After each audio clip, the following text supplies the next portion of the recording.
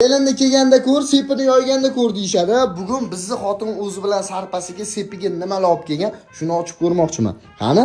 Bismillahirrohmanirrohim. 300 ming dollar pul berib yuborgan bo'lsa, uyindagilar.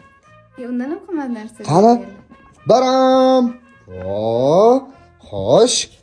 Buni nega olib keldingiz? Bu nega kerak sizga? Bu sizni topadigan kuningiz bor, yo'qchilik bor, yaxshiga bitish bor, qotgan yeydigan kunlar bor. Shu kunlarda yoningizda bo'lib, duo qilib, shukr qilib yashash uchun kerak. Gap bo'lishi mumkin emas. Mana bu narsa e'tiborimni tortdi. Buni nega olib keldingiz?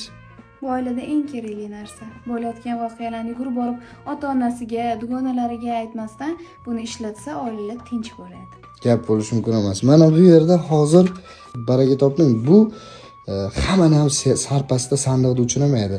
Xo'sh, nega olib keldingiz buni? Endi buni aytmasa ham bilasiz. Ayol kishi erkak kishini hurmat qilib, bitta gapdan qolib tilini tiyib, "Xo'p" deb tursa, urush janjallar kam bo'ladi, oilalar tinch bo'ladi. Rahmat.